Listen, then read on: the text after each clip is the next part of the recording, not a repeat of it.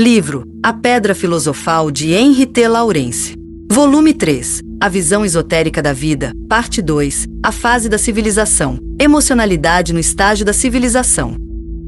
Nos estágios da barbárie, civilização e cultura, o indivíduo no eu emocional é principalmente um ser emocional, determinado por motivos emocionais em seus sentimentos, pensamentos e ações. As qualidades adquiridas pelo caráter individual que automaticamente se fazem sentir pertencem a qualquer um dos 700 níveis emocionais, 600 dos quais pertencem à emocionalidade inferior, 4847. Cada expressão da consciência emocional produz vibrações no mundo emocional. Aqueles que são atingidos por essas vibrações são inconscientemente influenciados por elas. Se a expressão for repulsiva, emoções repulsivas são produzidas no receptor. Se tais emoções são atendidas pelo receptor, então os complexos subconscientes são vitalizados, resultando em afetos. Ao mesmo tempo, novas vibrações das mesmas qualidades são emitidas, influenciando outras pessoas. Pode-se dizer sem exagero que mais de 90% de todas as expressões da consciência são repulsivas em algum aspecto. Compreende-se a expressão simbólica dos gnósticos, dizendo que o mundo está nas mãos do mal. O indivíduo se identifica com seu ser dominante. A consciência emocional do indivíduo emocional é o seu ser. É o seu verdadeiro eu. Se suas emoções não estiverem ativas, o indivíduo se sentirá seco, apático, a vida parece cinza, vazia, sem sentido. Deseja que aconteça alguma coisa, para que afetos vitalizados possam dar cor à vida. Maioria das pessoas é o esporte de suas emoções e depende de intoxicações emocionais periódicas. O objetivo das diversões é satisfazer essa necessidade. Festas, música, literatura, arte têm o mesmo propósito no que diz respeito à maioria das pessoas. O gosto das escolhas nesses assuntos depende do nível. Talvez não seja estranho que as experiências da vida até agora tenham resultado na visão de que o homem é irremediavelmente mau. Com certeza é possível furar o indivíduo para colocar no exterior a respeitabilidade e as características de hipocrisia, que sempre enganam a ignorância da vida. E isso é importante para neutralizar a crueldade e a brutalidade declaradas. Mas apenas a ignorância da vida acredita em qualquer uma das panaceias vangloriadas e patenteadas. Existe apenas uma maneira de se tornar bom e é se esforçar para alcançar níveis mais elevados. Para aqueles em níveis inferiores, a emocionalidade inferior continua sendo a força dinâmica de suas expressões de consciência. A inveja, a vingança, o prazer malicioso são motivos eficientes. Há muito no estágio da civilização que a ignorância acredita existir apenas no estágio da barbárie. O ódio civilizado aparece mais claramente na regra de intolerância e moralidade. A intolerância tem muitos graus, desde antipatia e falta de tato até agressividade arrogante. A razão pela qual a intolerância religiosa não apareceu violentamente nas últimas décadas é que a religião perdeu sua posição de poder e que uma visão de mundo e uma visão de vida comuns não foram acordadas. A liberdade de expressão, de que tanto se gaba, não tem nem 100 anos. Já os sinais dos tempos começam a anunciar o fim deste curto período. Após o abuso de poder pela religião e pela moral, as mentiras políticas iniciam sua tirania de pensamento. A intelectualização do desejo bárbaro bruto no estágio da civilização resultou em modos cada vez mais diferenciados e nuançados de expressões do egoísmo. É cada vez mais difícil para os psicólogos rastreá-los até sua verdadeira origem. Mas a mudança é meramente superficial e não engana o homem experimentado na vida. As ilusões emocionais próximas à barbárie revelam sua força inalterada em ocasiões apropriadas. A imaginação serviu aos instintos bárbaros com guerras e revoluções, que incessantemente arruinam de novo o que foi construído e destroem valores que poderiam ter contribuído para o enobrecimento emocional. Nos níveis civilizacionais mais elevados, a imaginação, o intelecto, desenvolve-se poderosamente. Isso acarretou uma superestimação grotesca do poder de discernimento do intelecto ainda não desenvolvido. O pensamento emocional da imaginação acabou no subjetivismo absoluto. Ela inundou a humanidade com suas ficções em todas as esferas, não apenas na estética e na especulação filosófica, ficções emancipadas de todos os critérios de realidade. Naturalmente, tal intelecto e seu humanismo, ignorando os pré-requisitos do estágio da humanidade, devem evidenciar sua impotência. O esforço da elite para elevar a humanidade através de ideias humanistas falhou em aspectos importantes. Somente diante do perigo de aniquilação total é que a consciência do mundo começa a despertar, em psicose de pânico, buscando possibilidades de impedir a guerra. Os ideais dos estágios superiores sobreviveram, é claro, para serem abusados como provérbios estúpidos e promessas justas, cegando aqueles que se avaliam por suas teorias dominicais e que, além disso, usam os ideais como motivos de ódio moralista para condenar outras pessoas. A mentalidade no estágio da civilização. É necessário fazer um levantamento de milhões de anos para averiguar o desenvolvimento da consciência, individual e coletiva. Os períodos históricos correspondem do ponto de vista mental ao que a recapitulação da evolução biológica pelo embrião é do ponto de vista fisiológico. O desenvolvimento histórico é apenas uma repetição em outras condições. Uma fonte inevitável de erro para o pesquisador esotérico é sua ignorância dos diferentes estágios de desenvolvimento dos clãs que encarnam periodicamente. O poder de julgamento é pouco desenvolvido no estágio da civilização. A maioria dos intelectuais pensa de acordo com teorias memorizadas, não podendo julgar a validade relativa ou temporária dessas teorias, ou como as teorias se originaram. Estudo, ou aprendizado, não é o mesmo que insight e compreensão. Eles não aprenderam a discriminar entre o que sabem e o que não sabem, mas ainda defendem sua opinião pelo fato de acreditarem nela.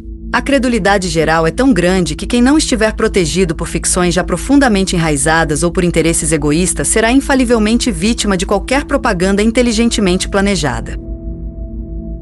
O estágio da barbárie é caracterizado pela crença, opinião, o estágio da civilização pela compreensão, estudo. A compreensão é o resultado do processo lógico de reflexão. Esse processo não precisa resultar em conhecimento, apreensão correta da realidade. Mas a reflexão incessante é um pré-requisito da busca e da luta contra a tirania do pensamento. O aumento da reflexão traz consigo a capacidade de abstração, de generalização, de buscar as causas dos eventos, de estabelecer regras, etc. A reflexão encontra padrões de pensamento, desenvolve métodos esquemáticos de inferência e exige cada vez mais material para trabalhar. Isso marca o início do longo período denominado sofisma, escolástica, romance conceitual e regra da lógica.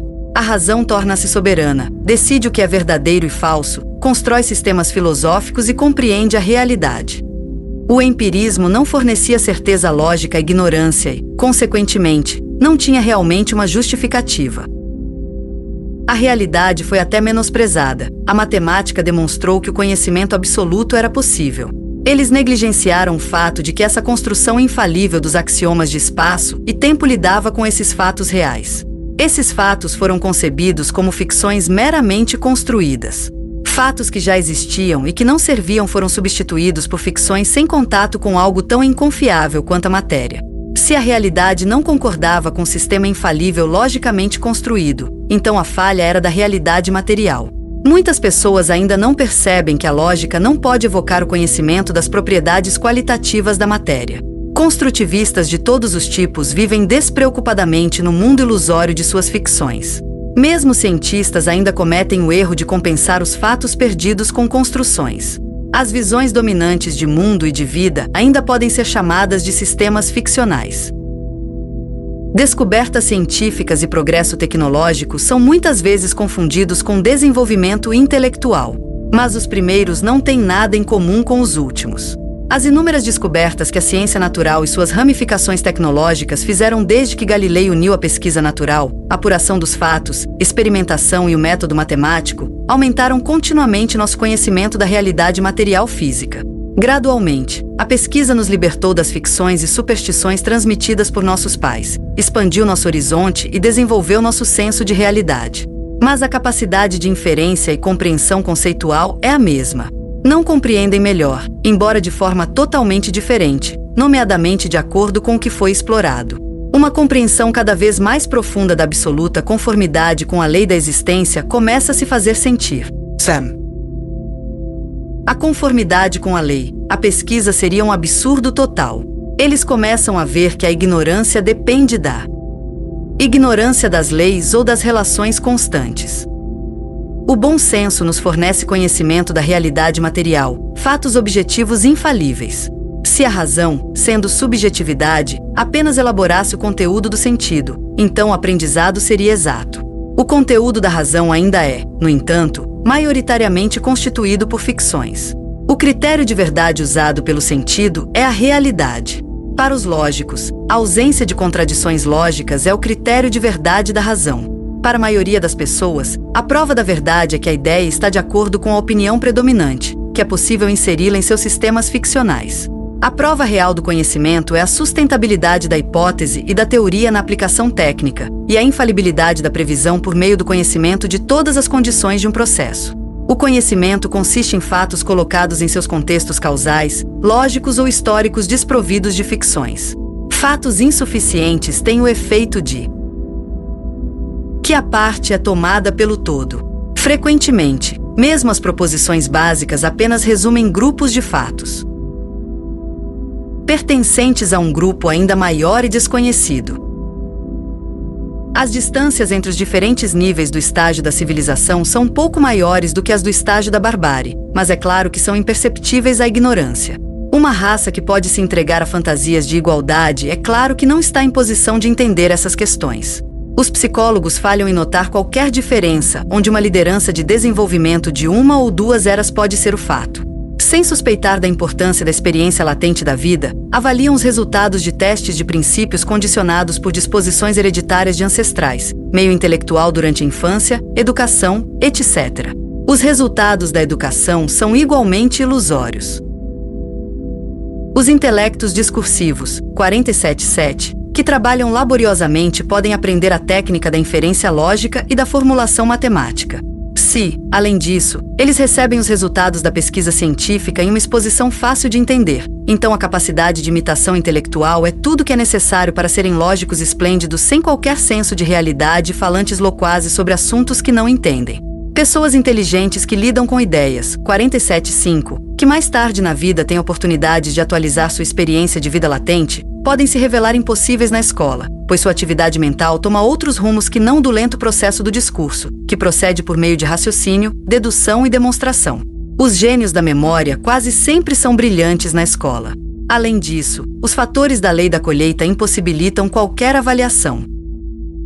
A religião no estágio da civilização. A religião é uma questão de emoção e não de razão.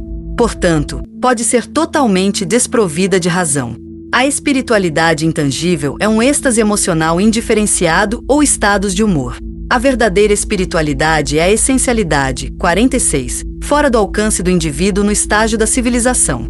Nesse estágio, a religião satisfaz as emoções repulsivas, que se manifestam na intolerância, na tirania de opinião e na perseguição quando as circunstâncias permitem.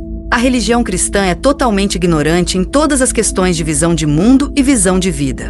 Não sabe nada sobre o desenvolvimento da consciência e suas diferentes etapas, sobre a reencarnação, sobre as leis da vida. Não pode fornecer uma explicação racional da trindade, alma ou espírito, nem descrever a vida futura. Imagine essa ignorância da realidade falando da verdade. Uma coisa ela deixou perfeitamente clara: a ausência de qualquer critério de verdade na certeza da crença, tanto individual quanto coletiva. Que seja a fé de nossos pais certamente não será suficiente. Todas as faculdades universitárias corrigem gradualmente suas doutrinas errôneas, com exceção da faculdade teológica, que não pode ver que não há religião mais elevada que a verdade, que o conhecimento da realidade. Todas as religiões são hoje baseadas em documentos históricos. Tudo isso são, sem exceção, falsificações. Quando eles exigem ser reconhecidos como a verdadeira e não adulterada palavra de Deus, os absurdos nos quais você deve acreditar para não ser condenado eternamente, então a verdade deve ser dita. Felizmente, o esoterismo tem à sua disposição documentos de outro tipo, nomeadamente o arquivo esotérico, acessível a investigadores com consciência objetiva superior. Todas as religiões originalmente tinham seus mistérios. Nessas escolas secretas de conhecimento, a elite intelectual aprendia o conhecimento da realidade e a interpretação dos símbolos da religião esotérica. Os mistérios declinaram por causa da perseguição das massas ignorantes e fanatizadas, que eram lideradas pelos indignos a quem foi negada a iniciação nos mistérios. A pesquisa esotérica em nossos tempos investigou as escolas de mistérios, verificando assim que nenhum iniciado do 3º grau, o único a fornecer conhecimento real, jamais quebrou sua promessa de silêncio. O que a história das religiões ensina sobre esses assuntos? Portanto, a especulação da ignorância. A falsificação da história começa com os boatos de hoje, para nunca mais cessar. Outro exemplo são os livros canônicos dos judeus, o Antigo Testamento da Bíblia. Eles são totalmente modernos em sua mistura de ficção e fatos históricos. Somente. Pesquisas históricas irremediavelmente desorientadas tentam resolver problemas de autenticidade histórica por meio do exame filológico dos chamados textos originais. A história das religiões ocupa-se com puras ficções e é a mais quimérica de todas as disciplinas históricas, bem à parte aquela falsificação involuntária que é o resultado inevitável quando se julga as coisas por uma dogmática previamente aceita. A história da religião cristã pode ser chamada de falsificação sistemática sem fim da história. Para os ignorantes, eles ainda descrevem os gnósticos como especulação filosófica de base cristã. Além do fato de que todos os documentos do Novo Testamento são falsificações grosseiras, a história das religiões também incorporou metodicamente à doutrina cristã tudo que foi considerado adequado. Sem hesitar, eles colocaram um selo de patente cristã em tudo que o paganismo, bom senso e nobreza em união, produziu. Tudo que é grande, nobre, engenhoso, tudo que a incansável razão crítica trouxe à luz e conseguiu forçar um reconhecimento final, apesar da furiosa resistência e das perseguições sangrentas, acabou sendo incorporado às visões cristãs e foi divulgado como uma verdade eterna e mérito do cristianismo, como resultado necessário da crença nos absurdos cristãos.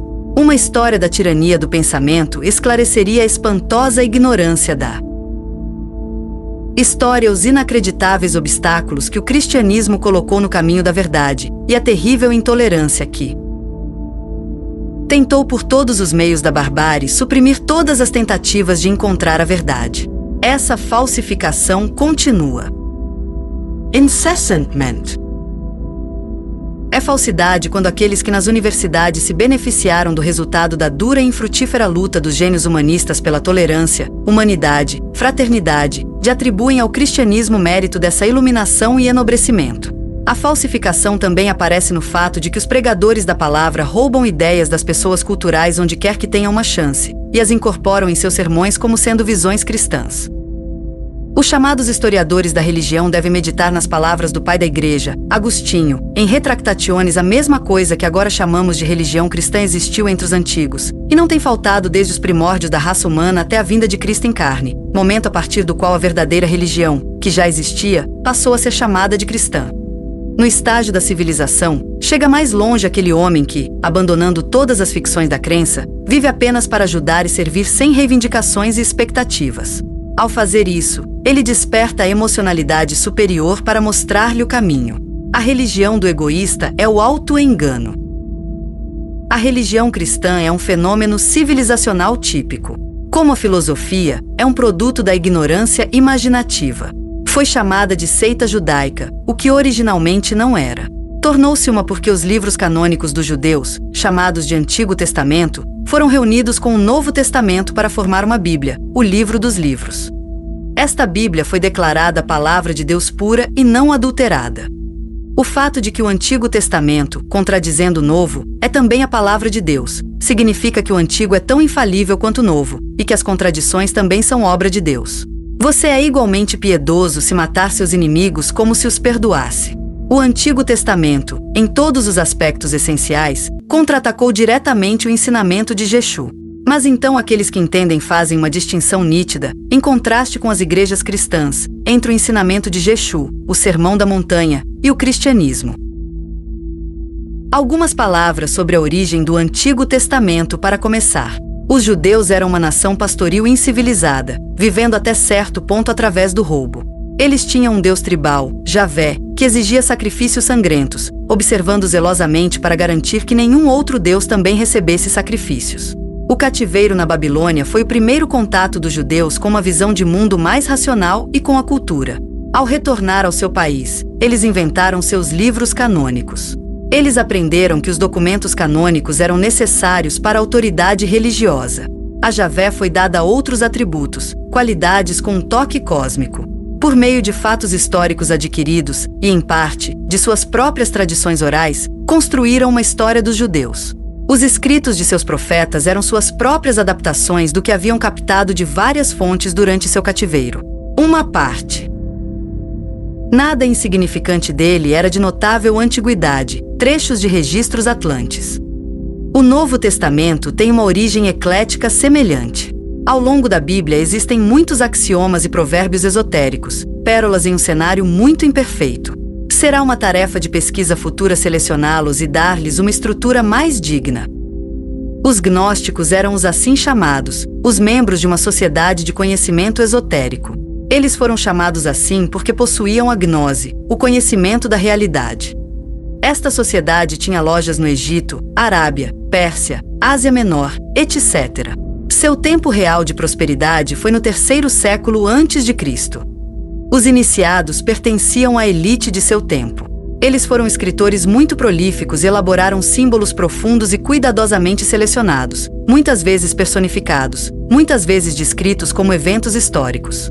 Os símbolos gnósticos incluem, entre outros, a Trindade, o Pai, também chamado de Grande Carpinteiro, o Filho Cristos, o Filho do Carpinteiro, o Espírito Santo. Esses 3 termos se tornaram ainda mais ininteligíveis quando, em diferentes contextos, receberam diferentes interpretações, tanto as já mencionadas quanto os 3 aspectos, as 3 tríades, os 3 seres da segunda tríade. Uma literatura quase gnóstica surgiu dessa genuína literatura gnóstica. Um gnóstico judeu de nome Mateus estava presente quando o governador da Palestina, Pôncio Pilatos, executou o líder de um movimento social revolucionário. Esta ocorrência forneceu-lhe uma ideia literária. Resolveu escrever um romance religioso baseado na realidade. Nele ele trabalhou junto símbolos gnósticos, o que a tradição oral preservou das parábolas de Jexu, nascido em 105 AC, um antigo conto egípcio do homem crucificado na cruz do Renascimento, alguns fatos sobre o agitador comunista. Não contente com seu trabalho, ele o enviou a um bom amigo seu, que era o prior de um mosteiro gnóstico em Alexandria, pedindo-lhe que deixasse os irmãos tentarem melhorar seu romance. Os monges estavam interessados, sendo homens letrados educados, e começaram a trabalhar, e cerca de 50 adaptações surgiram. Os romances dos monges tiveram um tremendo sucesso.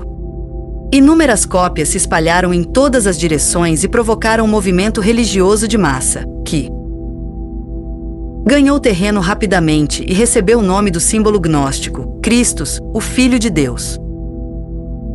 A doutrina pegou especialmente entre os socialmente descontentes, os destituídos e os escravizados. Finalmente, depois de cerca de 300 anos, os romances mais realistas e mutuamente mais harmoniosos foram reunidos no chamado Novo Testamento, como sendo relatos verdadeiros da vida de Jexu, juntamente com o relato igualmente lendário dos primeiros cristãos em Jerusalém, e trechos de um documento cabalístico na forma de cartas, distorcidos além do reconhecimento.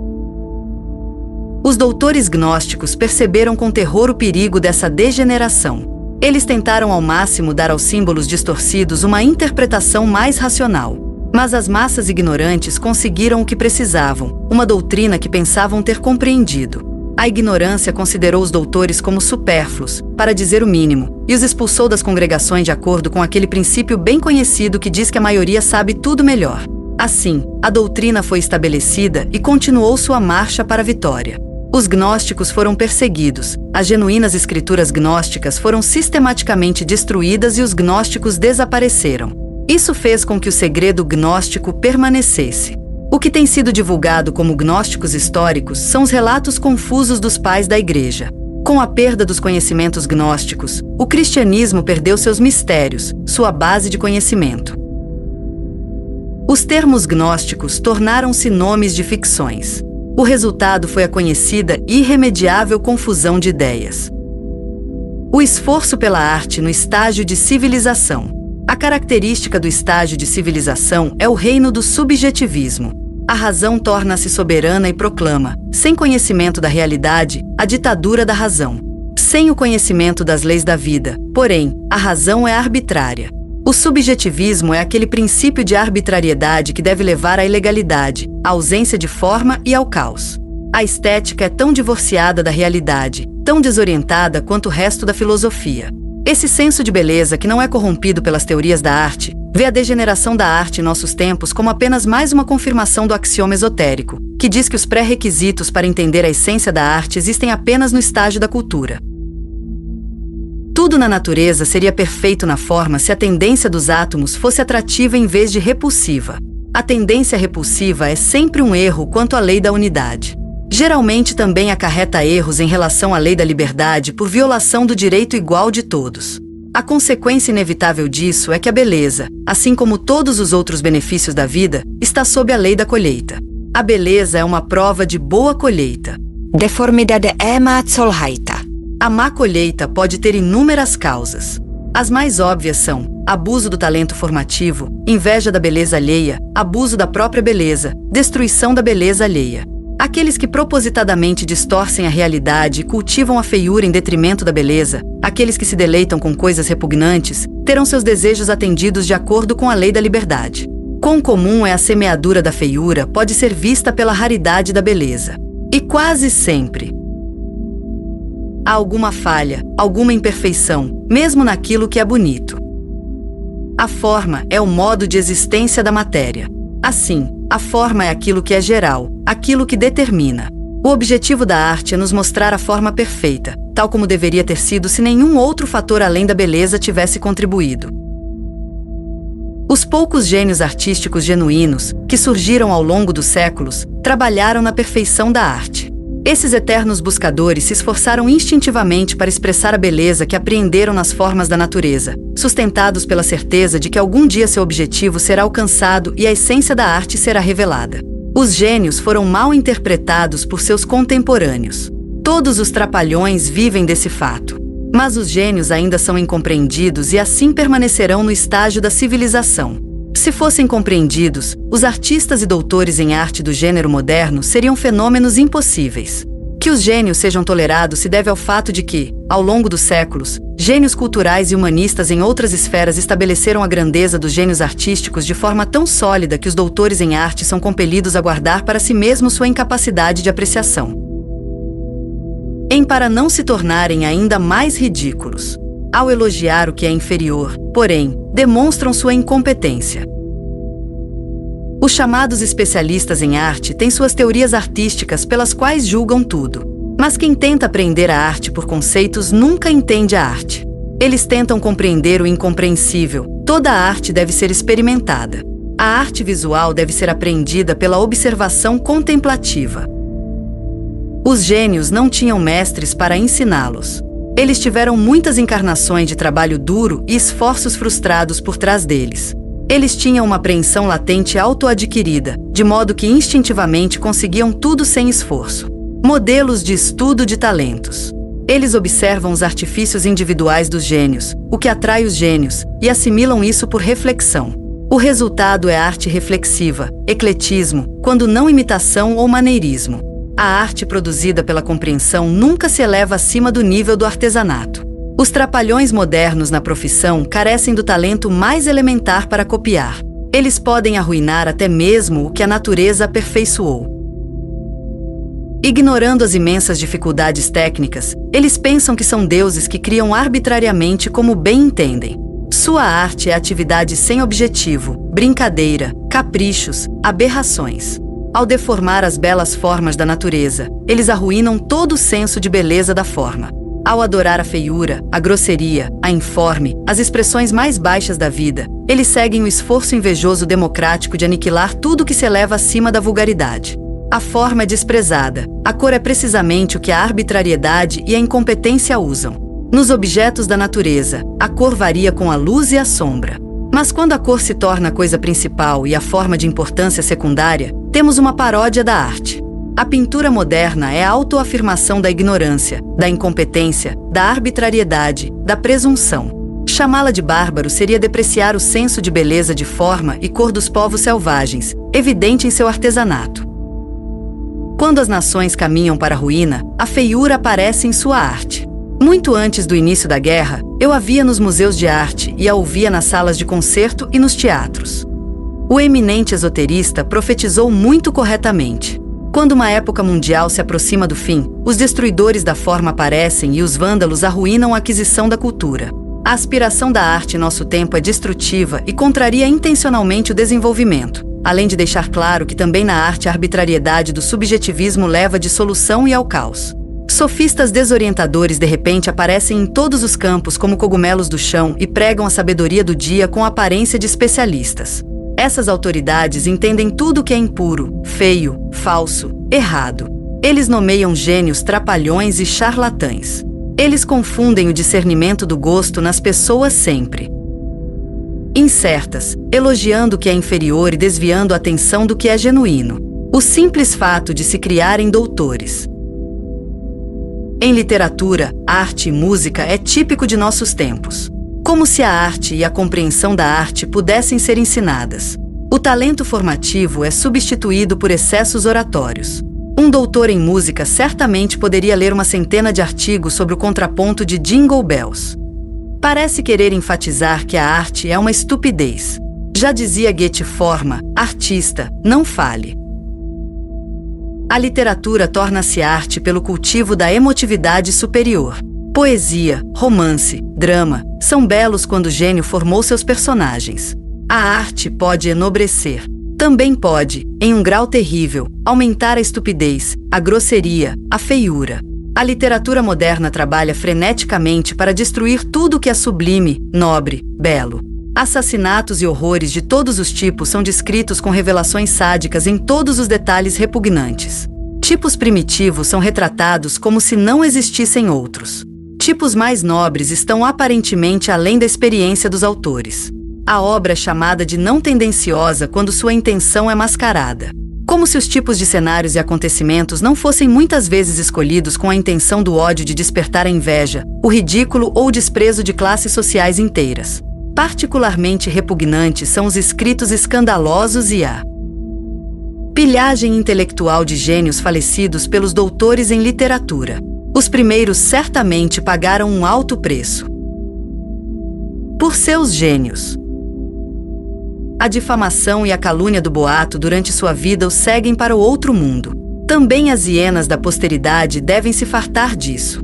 O ódio deve arrastar tudo de bom para a sujeira. A realeza deve descer para que reine a igualdade democrática. Como toda arte no estágio da civilização, também pode-se dizer que a música pertence ao estágio experimental ou ao artesanato. As harmonias e melodias dos gênios musicais são exceções a isso. Os produtos da maioria, usando dissonância ou monotonia sem sentido, evidenciam experimentação imatura. O senso da arte é uma soma total de muitas habilidades diferentes adquiridas anteriormente. São necessárias muitas encarnações para educar o sentido da música, a compreensão da essência da música, ritmo, harmonia e melodia. O sentido da harmonia é arruinado por aprender a entender, a gozar, a dissonância, o atonalismo, o barulho. O correspondente aplica-se a toda a arte. Uma vez arruinado, esse sentido é difícil de recuperar. A este respeito, a música está na feliz posição de ser capaz de determinar matematicamente os tons que são mutuamente harmoniosos. Tal recurso não existe para quem aprendeu a aprender o feio como belo, o nojento como agradável. A concepção do direito na fase da civilização. No estágio da civilização, ditaduras e democracias se sucedem.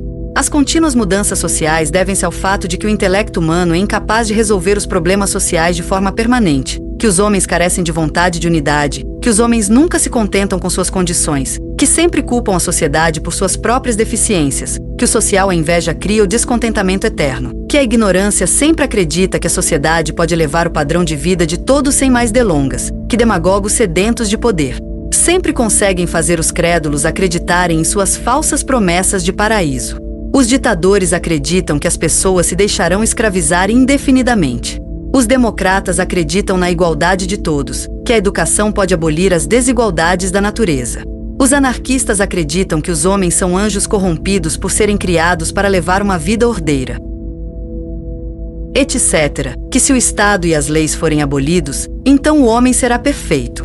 Os fantasistas acreditam no estado ideal, que as sociedades podem ser construídas e a ordem estabelecida das coisas pode ser derrubada com segurança.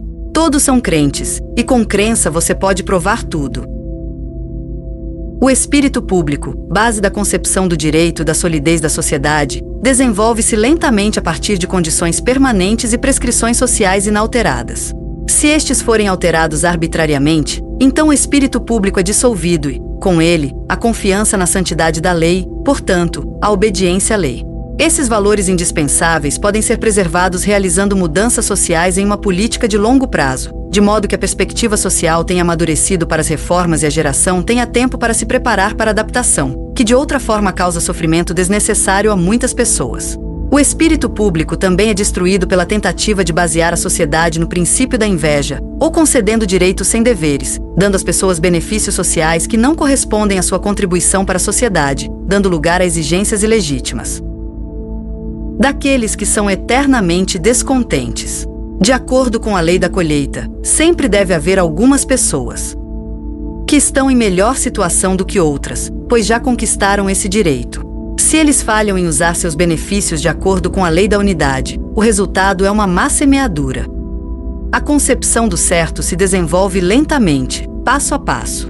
Mais e mais ações são eventualmente carimbadas como impróprias, para depois serem proibidas em certas circunstâncias. Finalmente, eles são totalmente proibidos dentro do território social de alguém em condições normais ou em tempo de paz.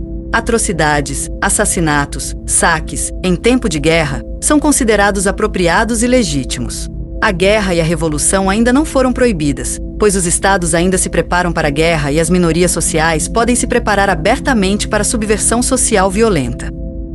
O estágio da civilização é caracterizado pela luta, com constantes recaídas na barbárie, para eliminar a brutalidade. Lentamente, chega-se à percepção de que a punição bárbara alimenta os bárbaros. Da mesma forma, percebe-se gradualmente que a simpatia e a compreensão reduzem consideravelmente os efeitos de disposições penais inadequadas. No julgamento legal, eles começam a considerar as circunstâncias, o nível e o motivo do indivíduo. Mas todas as expressões de egoísmo que não foram proibidas por lei são consideradas por muitas pessoas, possivelmente pela maioria, como totalmente justificadas. O desenvolvimento do sistema judicial pelo número continuamente crescente de ficções jurídicas também é uma coisa característica. Todo judiciário torna-se cada vez mais complicado, difícil de examinar, difícil de compreender, cada vez mais fictício. A arbitrariedade das definições legais de crimes e penas que hoje tentam mascarar através da harmonização internacional. Como o desenvolvimento é lento pode ser visto pelo fato de que o direito romano ainda é estudado. Faltam princípios racionais e unitários, sendo bases necessárias de conceitos jurídicos humanos e expeditos. Ainda não se compreende que as tradições históricas não forneçam quaisquer bases racionais das normas jurídicas. A burocracia judiciária, com seu culto às ficções, seu aparato circunstancial e pesado, contraria as reformas legais. Eles usam um cerimonial pomposo tentando cercar o procedimento judicial com o alô da infalibilidade, embora seja claramente reconhecido que nenhum tribunal é capaz de definir a verdade, mas apenas pode julgar o caso legal em provas circunstanciais muitas vezes muito insatisfatórias. Aqueles que negam em princípio que o poder é certo ainda consideram o poder como uma condição do direito. A necessidade da violência em uma nação mostra o afastamento do palco da cultura. Sempre que a consciência do mundo reage, ainda é o resultado da propaganda em cada caso particular. Sem tal psicose, prefere dormir. Sua confiabilidade, aliás, nunca é maior do que a consciência do egoísta. A instituição do sacrifício é terrível em suas dimensões. 300.000 pessoas morrem todos os dias, a maioria delas em algum aspecto vítimas do egoísmo ou indiferença do ódio universal. Somente excepcionalmente as pessoas agem de forma mais altruísta do que a compulsão externa ou interna, os interesses ou a vantagem. As leis da sociedade e seu espírito não estão, via de regra, acima da concepção geral de direito, especialmente em tempos de contínuas mudanças das leis. O nível aparentemente mais alto de convenções engana, mas o inexperiente. Suas regras são aplicadas ao julgar os outros. A aparência de respeitabilidade externa é o essencial. Se você não der a ninguém uma razão óbvia para culpá-lo, então você cumpriu toda a justiça. Você se consola com afinal, sou apenas humano. A concepção geral do direito aparece apenas durante as mais severas adversidades da vida, quando as condições sociais são radicalmente derrubadas, quando as leis da sociedade perdem sua força, o manto moral da decência, hipocrisia, pode ser adiado sem riscos de consequências. Os conceitos de certo e errado mudam com diferentes pontos de vista. Os religiosos com diferentes religiões, os de moral convencional com maneiras e costumes diferentes, os sociais com egoísmo de classe ou definições alteradas de ações criminosas, os nacionais com nacionalidade, meu país, certo ou errado, os científicos com hipóteses e teorias científicas alteradas. O grande número de ideologias mutuamente contraditórias é típico. Quase todas as concepções de direito têm seus defensores, mesmo concepções que obviamente pertencem ao estágio da barbárie. A brutalidade e a desumanidade do Antigo Testamento prosperam esplendidamente no livro que contém o idealismo do Sermão da Montanha. Ódio e amor se alternam nas locuções cotidianas, olho por olho e dar a outra face. A frouxidão de toda concepção de certo aparece naquela confusão de pânico que se seguiu à descoberta tardia da subjetividade dos conceitos de certo e errado. Pensava-se que isso fornecia a prova do caráter ilusório de qualquer concepção de direito. O ideal conveniente é sempre o próximo estágio superior de desenvolvimento. Ideais que não podem ser realizados tornam-se frases feitas e promessas justas, que ninguém leva a sério e que apenas agravam o autoengano. O ideal do estágio da civilização é a cultura, mas a verdadeira cultura, não essa barbárie mascarada que se chama cultura. Típico do estágio da civilização é o reconhecimento geral da justificação do egoísmo. O egoísmo do indivíduo civilizacional é insaciável. Todo o ouro da terra não é suficiente para satisfazer um homem. Buda. Ao ter ideais como poder, riqueza, fama, vadiagem, amor pela diversão, etc., lutar pela unidade ou autorrealização deve, é claro, parecer uma utopia tola. O estágio da cultura. Emocionalidade no estágio da cultura. A emotividade no estágio da cultura é caracterizada pela percepção da necessidade de cultivar, bem como de se esforçar para adquirir, emoções atrativas.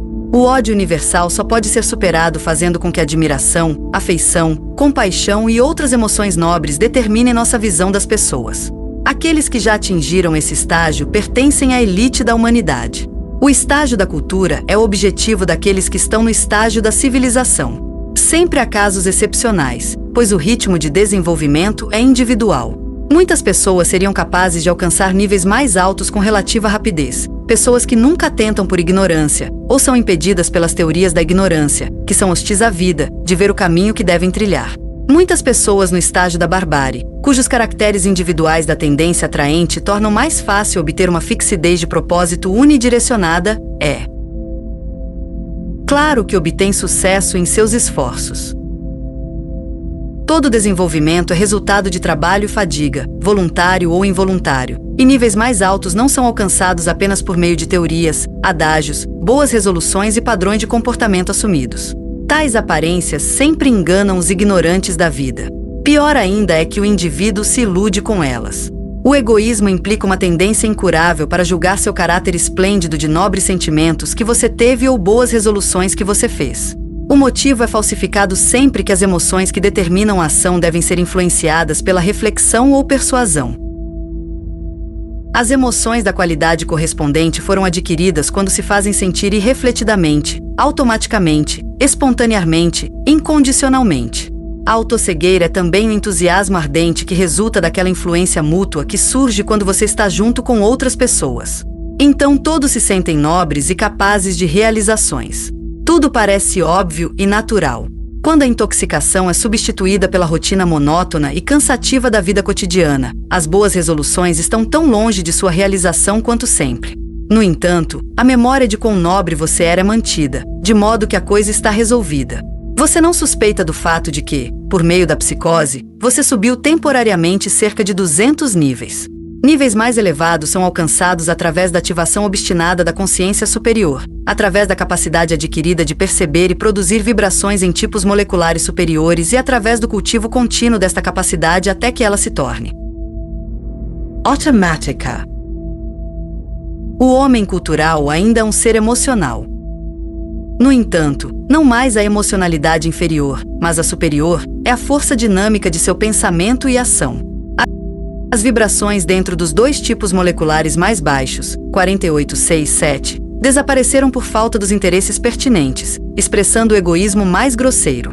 Quando o terceiro tipo emocional, 48,3, é ativado, as vibrações do quarto tipo, 48,4, tornam-se principalmente atrativas, e as do quinto tipo, 48,5, permanecem perceptíveis, é verdade, mas não são mais expressivo de seu verdadeiro ser. É inevitável, reinando ficcionalismo moral, que esses mais baixos sejam particularmente atendidos pelos indivíduos civilizacionais, sejam objeto de fofocas e calúnias que envenenam tudo, são particularmente enfatizados nas biografias dos doutores em literatura. Os sentimentos e perspectivas correspondentes às vibrações mais elevadas são apreendidos cada vez mais intensamente em cada nível superior e resultam em um maior enobrecimento. Eles se tornam os mais importantes, porém, na ativação da consciência. Causal, antecinativa. Isso encontra expressão no fortalecimento do instinto correto da vida, no desenvolvimento do senso de realidade e nas inspirações que fornecem orientação. Enquanto as visões bárbaras residuais tiverem algum poder nas nações civilizacionais, as visitas de pequenos clãs culturais serão apenas esporádicas. Os historiadores procuram em vão explicar esses breves períodos gloriosos na vida de uma nação. O tratamento que esses indivíduos avançados receberam demonstra que eles não eram bem-vindos.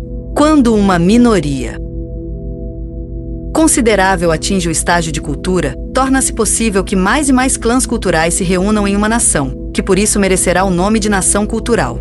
Então a vida se torna mais fácil de viver também para os não culturais.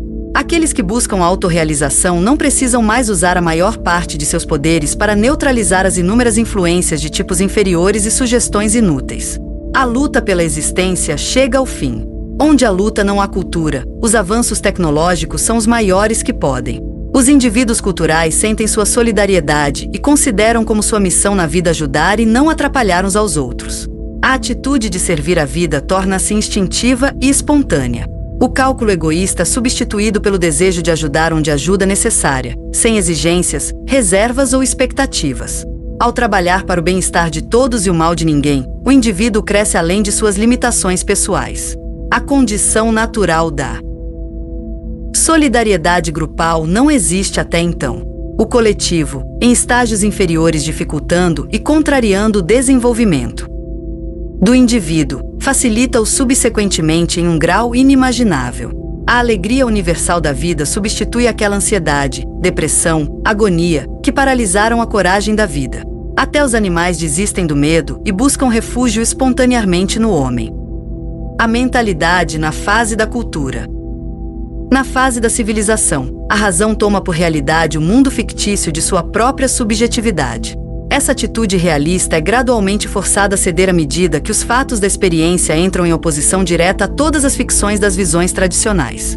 A constatação da impossibilidade de explicar o processo da natureza envolve a suposição de que exploramos apenas uma fração da realidade.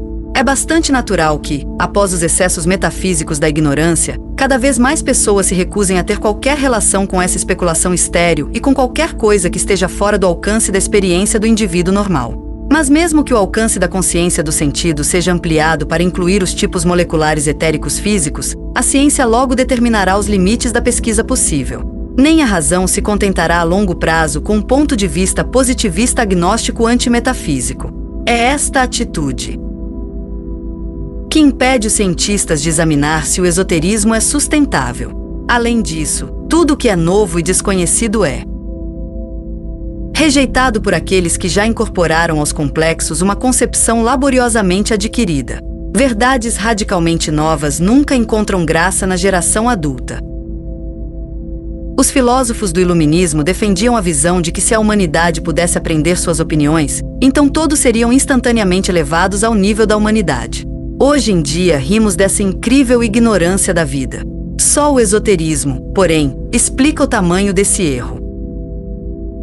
A crença, opinião, é típica do estágio da barbárie, compreensão, do estágio da civilização, compreensão, do estágio da cultura. Milhares de encarnações, nas quais a experiência de vida aumenta continuamente, intervêm entre cada uma dessas etapas de desenvolvimento. A compreensão requer apenas poder de reflexão, enquanto a compreensão pressupõe poder de julgamento. A compreensão é imediata, um reconhecimento instantâneo do que é essencial nas relações gerais permanentes da vida, independentemente do que é típico do período em condições externas sempre mutáveis. A compreensão requer um enorme fundo latente de nossa própria experiência de vida, de coisas experimentadas e nas quais entramos. Característico da compreensão é também o acentuado senso de realidade do instinto de vida, que rejeita imediatamente o que é fictício, ilusório, falso, espúrio. A intolerância e o fanatismo do ficcionalista lhes são estranhos. A compreensão compreende sem palavras. Em qualquer caso, uma dica será suficiente. O indivíduo civilizacional precisa de explicações e elucidações, conexões com todo tipo de relações, generalizações e particularizações. O homem compreensivo já fez todo esse trabalho há muito tempo. Os filósofos de todas as épocas compreenderam tudo, mas entenderam pouco ou nada de tudo que compreenderam. Aqueles que acreditam, compreendem e entendem, falam línguas diferentes, ainda que usem as mesmas expressões, pois o conteúdo da experiência latente do sentido da razão, que se põe nas palavras, é de caracteres diversos, qualitativa e quantitativamente. A faculdade de imitação intelectual, que é considerável mesmo nos níveis bárbaros superiores, pode facilmente valer-se de frases e teorias, juntamente com todas as características externas que sempre enganam o ignorante. O homem compreensivo descobre imediatamente se faltam as experiências de vida necessárias ao entendimento. No entanto, esta faculdade de imitação facilita a cultura externa dos que estão nos níveis inferiores. O lamentável fiasco da filosofia do esclarecimento, cujo fiasco acarretou a revolução ainda em curso, confirma a verdade da experiência dos antigos de que a verdade é destinada a quem é capaz de entender, que a verdade é prejudicial quando imposta a quem não entende, que quem não entende torna idiota tudo que acredita ter compreendido, que não se deve dar ocasião aos que não têm discernimento para se pronunciarem, que a verdade não deve ser entregue ao desprezo e ao escárnio do ódio, que a verdade não pode ser escondida daqueles que estão preparados para receber o conhecimento e têm direito a ele. Quando o aluno está pronto, o mestre aparece. Você presta um péssimo serviço às pessoas ao privá-las de opiniões que atendam a uma necessidade delas, correspondam ao seu nível e as capacitem a aprender a compreender. Eles são prejudicados ao receberem opiniões que não conseguem entender e, portanto, entendem mal ou que intensificam sua presunção. É um erro promover uma proficiência artificial no pensamento independente, que nos intrusivos resulta naquela superestimação de si mesmos que mais tarde, em posições de poder, muitas vezes caracteriza aqueles corruptores de pessoas ou de cultura que arruinam as nações. Talvez nem sempre seja uma bênção espalhar a alfabetização entre aqueles que são incapazes de entender qualquer coisa além de contos de fadas, que entendem mal tudo que é racional, que se tornam vítimas impotentes de todas as superstições.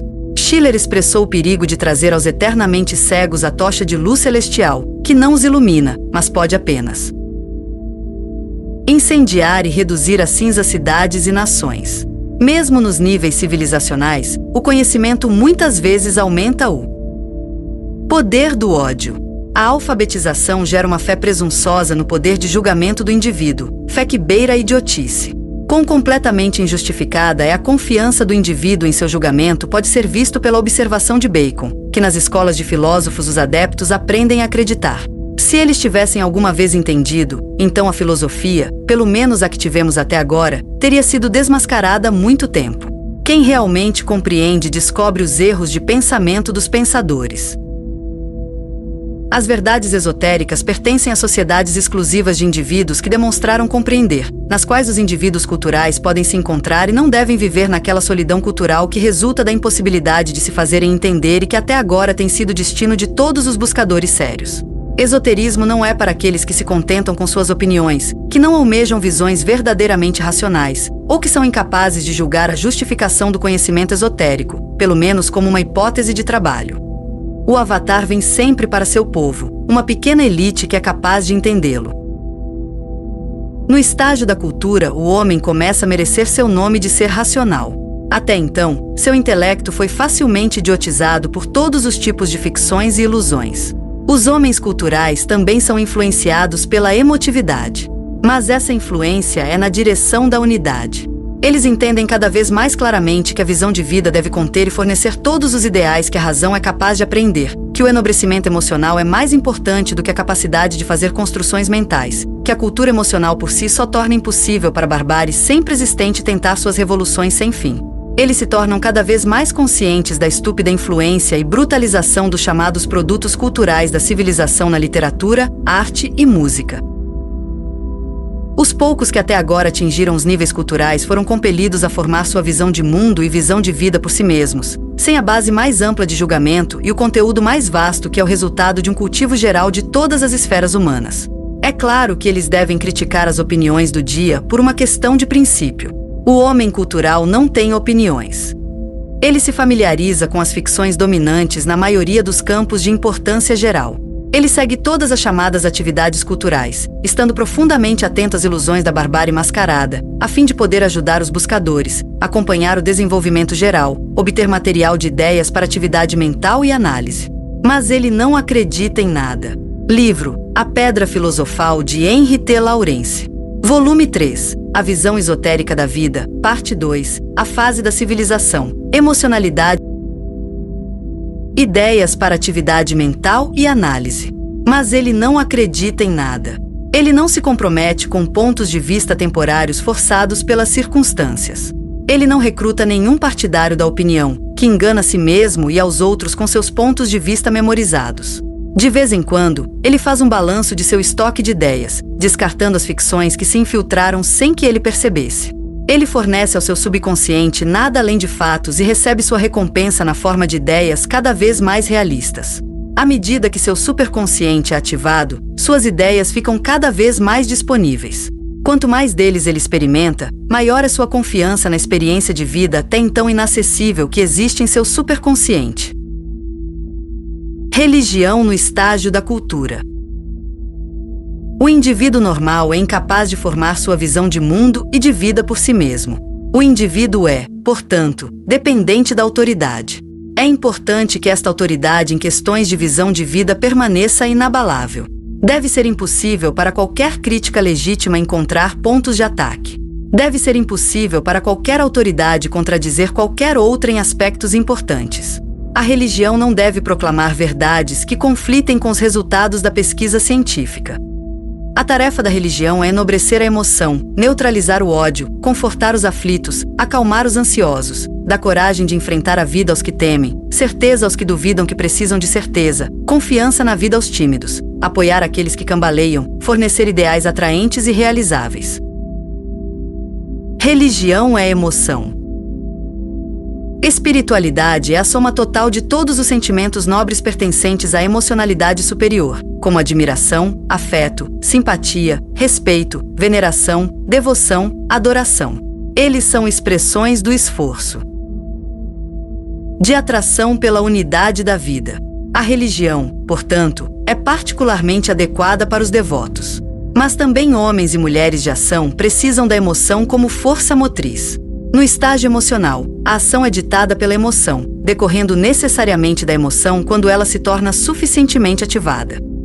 O indivíduo pertence a algum dos 7 departamentos. A religião encontra diferentes expressões nesses 7 tipos principais. O primeiro e o 7º tipos departamentais são particularmente pessoas de ação para quem o caminho do serviço é o mais adequado. Aqueles que pertencem ao 2º, 4º ou 6º departamento buscam a unidade por meio da devoção. O 3º e o 5º tipos departamentais seguem o caminho da razão. O sentimento contém um elemento racional, que às vezes é negligenciado, às vezes enfatizado demais. Este elemento pode ser mais ou menos importante dependendo do tipo. A razão é menos essencial para o 6º tipo departamental, os místicos propriamente ditos. O místico não nega nem despreza a razão. Ele não precisa de razão. Em estados fora do alcance das concepções da razão, ele busca a união com o inefável um em todos. Ele fala em símbolos que só ele entende. Qualquer um que tente imitar ou papaguear o místico engana a si mesmo. Estudos de misticismo são estudos de originalidade e total individualismo. Misticismo não é subjetivismo no sentido comum, já que todos os conceitos não são essenciais. O místico busca a união com o Deus interior, a quem frequentemente coloca fora de si, chamando-o então de tudo. Ele atinge a consciência essencial, 46, do segundo self valendo-se de todos os meios de expressão da atração e renunciando a todos os desejos pessoais. Quando a unidade é alcançada, a ativação da mentalidade começa para ele. Portanto, seu atalho não significa que o místico possa omitir qualquer estágio de desenvolvimento, apenas que assimile mais facilmente as experiências e habilidades dos níveis mentais depois. Os místicos excetuam que há uma necessidade mental nos religiosos, e a religião deve suprir essa necessidade. As necessidades mentais são diferentes, devido a diferentes características individuais e estágios de desenvolvimento. A dificuldade de uma religião universal é conseguir atender a essas diferentes necessidades. Nem todos os ensinamentos são adequados para todos. As formas históricas de religião satisfizeram as necessidades existentes, caso contrário, não poderia ter surgido. Quanto mais tudo é internacionalizado e todo aprendizado é disponibilizado para todos, mais e mais fortes se tornam as necessidades mentais comuns. Uma religião que se adapte a todos no estágio da cultura deve procurar suprir essa necessidade comum, mas também encontrar possibilidades de alcançar os que estão nos estágios inferiores. Os seguintes pontos seriam considerados em uma religião que está de acordo com o conhecimento esotérico. A exigência de fé cega deve ser abandonada. Ninguém terá que aceitar qualquer ponto de vista sobre o qual tenha dúvidas. A dúvida é um direito divino incidente à nossa liberdade. A dúvida é sempre preferível à convicção cega. Quem nega sua própria razão comete um erro capital. Em vez da exigência da fé, pode-se exigir que os religiosos aceitem os princípios da tolerância e da fraternidade universal. Na religião não devem constar absurdos, nem afirmações que entrem em conflito com os fundamentos da ciência definitivamente estabelecidos. A exigência da razão de que as visões religiosas sejam de acordo com a realidade deve ser cumprida. Nenhuma exigência deve ser feita ao absoluto ou à perfeição. Tais exigências são irracionais e hostis à vida, evidenciam uma total falta de compreensão da vida e devem resultar na falsificação da vida e no autoengano. Todos se esforçam pela autorrealização, cada um por sua capacidade. Sinceridade, seriedade, intensidade de propósito dependem do indivíduo. Você serve a Deus tentando alcançar e despertar o Deus que ainda dorme no indivíduo. Quando o self na personalidade alcança contato com a consciência causal superconsciente e ativa, então a religião cumpriu seu propósito no que diz respeito a esse indivíduo. As leis da vida estão naturalmente contidas no credo de uma religião esotérica. Arte. A estética, teoria da beleza, dos filósofos levou à intelectualização da arte. No entanto, a arte pertence à emocionalidade superior e seu propósito é enobrecer o sentimento e a imaginação em idealidade. Sem o conhecimento da realidade, as teorias artísticas da estética não passam de ficções. Discutir arte, assim como qualquer outro aspecto da cultura, religião, esoterismo, com aqueles que não atingiram o estágio de cultura também não tem sentido. A arte deve ser compreendida pela experiência e não pode ser compreendida. A reflexão faz parte do artesanato, não da arte. A reflexão evidencia a ausência de um instinto de realidade. A reflexão é prejudicial para aquela habilidade formativa que aparece na certeza infalível de objetivo, espontaneidade refletida e propósito não intencional. No palco da cultura, o princípio da harmonia torna-se a norma determinante de toda a arte. A harmonia é o meio pelo qual a unidade se expressa em emocionalidade. A harmonia é a base da apreciação de toda beleza e possibilita compreender a verdadeira forma da beleza, a forma causal. Qualidade, habilidade, discernimento e compreensão não devem ser simplesmente assumidos por alguém ou aprendidos. Tudo o que é genuíno deve ser inato, adquirido em vidas anteriores. A compreensão da arte não é adquirida estudando as teorias da arte em apenas uma vida. A verdadeira compreensão da arte pressupõe um certo nível de desenvolvimento, bem como a prática da arte durante várias vidas. Sem a elaboração de todos os assuntos em uma certa esfera da vida, falta-lhe a experiência necessária dessa esfera particular. Nem todos os estudos promovem o desenvolvimento do indivíduo ou do coletivo. Se os estudos se desviam da realidade, podem ser necessárias muitas encarnações desperdiçadas para remediar a idiotização da concepção de realidade do intelecto. Um gênio artístico no estágio da civilização também tem, por causa de seu instinto para a essência da arte, a certeza da antecipação de que ele está se esforçando para expressar algo que é finalmente alcançável. Mas isso não será possível até o estágio da cultura. Só depois de atingidos os níveis pertinentes é que se consegue um contato com o mundo superconsciente da beleza ou dos ideais. A arte é a cultura da forma. O que sabem sobre a beleza da forma aqueles que valorizam mais a cor do que a forma? Sem refinamento, enobrecimento do sentimento, da imaginação e compreensão da vida, não se adquire nenhum senso genuíno de beleza ou concepção ideal da arte, que particularmente para o artista representa a mais alta concepção da realidade. A arte é o meio mais rápido de ativar o superconsciente para personalidades pertencentes ao quarto departamento. A humildade artística substitui a insolência ignorante e a presunção obstinada que se imagina um Deus criativo. Deuses não criam, eles se moldam a partir do que existe, em conformidade com as leis eternas e inabaláveis da existência. A autoglória que faz o que lhe agrada é estranha ao artista. Toda a arbitrariedade é fácil. É mais difícil ser fiel ao ideal e renunciar a todas as falsas pretensões. A arte requer tanto uma técnica aperfeiçoada quanto a capacidade de apreender a beleza. Enquanto o artista estiver no estágio de experimentação técnica, as condições estão ausentes por isso mesmo. Aprender a dominar o artesanato técnico em qualquer etapa, seja qual for, sempre leva muito tempo. Essas dificuldades não são superadas até que o teste de maestria tenha sido passado, reproduzindo a realidade de tal maneira que a obra de arte pareça real. Isso pressupõe intensa contemplação da realidade e exige muito trabalho. Para poder concretizar idealmente, o artista deve ter percebido o que é geral, universal, típico, o que não se pode perder, nas formas da realidade. O que, por exemplo, faz de um pinheiro, mas não um pinheiro qualquer. Se alguém é um novato no mundo da arte, então milhares de pinheiros devem ser estudados. Talvez não seja de admirar que várias vidas sejam necessárias para estudar as formas da natureza e para fazer experiências. A partir daí é possível ao artista perceber de uma só vez na visão rapidamente volatilizada o ideal do pinheiro concretizado, assim como de todas as outras formas. O artista é um arauto e, como tal, tem consciência da sua responsabilidade. A feiura na arte é equivalente à blasfêmia na religião. A sua missão é espalhar beleza e alegria, contribuindo assim para o enobrecimento e o requinte. Nada na vida existe por si mesmo no desenvolvimento universal. Tudo tem uma missão, e a arte também. Está no poder do artista comunicar ao espectador a compreensão, a veneração e a devoção que o encheram. O artista é um precursor e enobrecedor.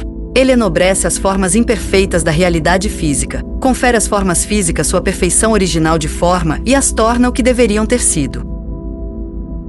O artista é um descobridor. Ele descobre as formas da realidade ideal na realidade física e coloca propósito e harmonia no aparentemente irracional e desarmônico. Ele revela beleza e mostra que o que é imperfeito pode ser aperfeiçoado. Ao reproduzir o ideal, o artista realiza sua adoração. Ao descobrir a forma ideal que ele dá ao espectador o conhecimento do mundo ideal e sua beleza, e insinua que as formas ideais são também símbolos de segredos não descobertos por nós. Ele desperta a aspiração e a compreensão do mundo dos ideais, a meta de todo esforço humano. O artista é um visionário. Visão ou inspiração é necessária para a arte. É na visão que o artista contempla a forma ideal individual de cada coisa individual. Toda forma causal é individual. Em sua inspiração, o artista de repente sabe como vai moldar aquilo que se esforçou para reproduzir. A visão pertence à arte formativa, a inspiração a toda a arte. A visão ou inspiração vem por meio da emocionalidade superior, 48.1.3, que consequentemente deve ser ativada. De início esporádica e espontânea, a inspiração se apresenta sempre que o artista se absorve no exercício de sua arte. O escritor cultural possui conhecimento da realidade, da vida e dos homens em níveis superiores. Os personagens fictícios formados pelo gênio são mais verdadeiros do que os da história, pois foram despojados do não essencial das aparências enganosas e são expressões do que é característico, essencial, universalmente humano e típico. Ele não tenta, como os doutores em literatura, buscar o pior nos gênios. Ele entende que as descrições das trivialidades do senhor aleatório pertencem ao artesanato, não à arte. Não às vulgaridades ou brutalidades dos níveis bárbaros, que estão abaixo dos níveis superados. Mas o insight e a compreensão dos níveis superiores nos elevam e nos enobrecem. Ele não procura despertar repulsa, desprezo, indignação ou inveja. Ele considera sua missão de ensinar os homens a apreciar o que é bom, nobre e belo. Tornar a vida mais fácil de viver é acelerar o desenvolvimento. A concepção de direito no palco da cultura. O paternalismo é estranho ao espírito da cultura em sua totalidade, portanto, também às suas visões políticas. Os indivíduos no estágio da cultura aprenderam que aquele sistema social que é sob todos os aspectos o mais livre é o melhor. que toda violação da liberdade de pensamento, expressão e ação do indivíduo, de sua iniciativa e empreendimento, impede o desenvolvimento cultural e suas condições materiais. As formações políticas internacionais surgem através de associações de nações. Guerras, revoluções, chauvinismo nacional pertencem ao passado. O conhecimento da reencarnação demonstrou a idiotice do ódio racial, do ódio religioso, do ódio sexual, etc. Como sabemos, o indivíduo alterna em nascer homem ou mulher, com cor de pele branca, amarela, vermelha ou preta, um budista, judeu, cristão ou muçulmano, às vezes no estrato social mais alto, às vezes no mais baixo. De acordo com a lei da colheita, o fanático nasce, muitas vezes imediatamente, na raça, religião, nação, etc. que ele odeia intensamente, a fim de ter as experiências necessárias para ele. Então ele passa por muitas encarnações, odiando alternadamente todas as raças, religiões, o sexo oposto, etc. Nenhuma nação dos tempos históricos atingiu o estágio de cultura. Esforços foram feitos, mas a elite cultural tem sido muito pequena para se afirmar. O que se chamou de cultura foi a realização de um estilo uniforme, fenômeno típico da etapa da civilização. A superestimação do estilo, também na literatura, degenera em uma mania sem propósito de originalidade e deleite em coisas sutis e sofisticadas que não são essenciais. Uma minoria considerável da nação deve atingir o estágio de cultura para que o espírito público, ou esforço pela unidade, se afirme. Aquele extrato da sociedade que dá o tom, dirige, deve considerar seu dever servir às outras classes da sociedade, organizar a sociedade de modo que a convivência sem atrito se torne algo natural, e para que nenhum demagogo seja capaz de despertar o descontentamento de ódio por suas falsas perspectivas do Eldorado. Instituições e leis concordam com a concepção de direito alcançada pela parte decidida da nação. Só assim se obtém as possibilidades de realizar o que é prático nos sonhos de estado futuro retratados nas utopias. Conhecimento, perspicácia e habilidade, não zelo partidário ou loquacidade, dão direito a cargos na sociedade ou na Assembleia Legislativa. Os direitos são equilibrados pelos deveres. Todos recebem sua parcela da renda nacional de acordo com sua competência e contribuição. O necessário à subsistência e à educação é garantido a todos. Todos são ajudados a conseguir seu lugar na organização social, pois o trabalho inadequado é visto como um desperdício daqueles bens nacionais a serem os mais valorizados. Todos os que trabalham para o avanço da cultura recebem uma pensão do Estado. A cultura é alcançada aliviando o indivíduo de suas preocupações com a subsistência e dando-lhe a oportunidade de dedicar todos os seus poderes ao desenvolvimento da consciência e ao trabalho cultural não remunerado. Tudo que pertence às esferas da vida e modos de expressão da atração torna-se um padrão do que é considerado certo e adequado. No estágio da civilização, a concepção de direito é geralmente ligada a conceitos jurídicos incorporados em decretos. A legislação é ditada por usos aceitos e convenções já comumente aplicadas, e sanções, excetuadas as ações de fanatismo e pânico, o que foi incorporado à concepção geral de direito. No palco da cultura, as direções promovem a cultura e a humanidade. As disputas são resolvidas fora dos tribunais. Decisão no tribunal é considerada como uma emergência final. O juiz torna-se antes o mediador, o defensor, o ajudante do errante. A ninguém é causado sofrimento desnecessário por meio de medidas governamentais. Os advogados são funcionários públicos e consideram seu dever ajudar, consolar e apoiar, mesmo em problemas pessoais, aqueles que procuram assistência jurídica. Quanto mais alto o nível, mais racionais os conceitos jurídicos, mais convenientes as direções e maior a perspectiva de influenciar o indivíduo a respeitar a lei. A inevitabilidade da lei é reconhecida, e tanto mais facilmente quanto existem apenas leis constitucionais imutáveis, e o público é informado quanto ao resto por instruções sem ameaça penal. As leis visam as ações do indivíduo, mas a concepção de direito no estágio da cultura aponta para seu motivo. A intenção, pensamento, sentimento, torna-se o essencial. O ficcionista moral com seus tabus arbitrários é considerado um fenômeno atávico. O indivíduo cultural se opõe ao mal por meios legais. Ele não testemunha passivamente que a liberdade e o direito são violados por qualquer poder. Ele sabe que todos participam da responsabilidade pela violação da liberdade, que quem não defende a liberdade também por sua própria parte, entrega o poder ao mal, que estamos todos à mercê do mal, pois todos contribuímos para ele e ainda permitimos que ele continue. Perdemos todos os nossos direitos originais por nossa própria negligência e só podemos recuperá-los por nossa própria ação. Na fase da cultura, o homem é considerado mais importante do que qualquer outra coisa. Tudo que no estágio da civilização era considerado digno de ser conquistado, poder, riqueza, honras, perdeu seu encanto depois que o conhecimento da vida demonstrou a maior responsabilidade ligada a essas coisas. O indivíduo não considera mais como sua missão na vida fazer carreira na sociedade, abrir caminho a cotoveladas, afastar os outros, mas considera o direito do mais forte de ajudar e assistir o mais fraco. A humanidade tornou-se o ideal universal do palco da cultura. O estágio da humanidade. O pré-requisito para atingir o estágio da humanidade é ter ativado os dois tipos mais elevados de consciência emocional, 48.2.3. Isso não significa que todas as camadas dos tipos moleculares emocionais sejam totalmente ativadas. Ainda existem domínios, devido à ausência de vibrações cósmicas vitalizantes, que permanecem inativos até que o segundo self comece a automatizar totalmente seus invólucros emocionais e mentais e que devem ser realizados pela tríade inferior. O segundo self não pode prescindir de sua primeira tríade, nem ser soberano nos mundos inferiores, até que todos os problemas pertinentes tenham sido resolvidos. Assim como o estágio da civilização traz consigo uma intelectualização da emotividade bárbara, o estágio da humanidade implica o mesmo no que diz respeito à emocionalidade cultural. A intelectualização implica que o sentimento, pobre em inteligência, torna-se cada vez mais racional, eventualmente, passa ou é substituído pela imaginação, e esta por sua vez por ideias claras. A intelectualização ocorre ao mesmo tempo em que a consciência mental se torna autoativa e o invólucro mental se emancipa de sua dependência e coalescência com o invólucro emocional. Este processo começa com a ativação do quinto tipo molecular, 47.5.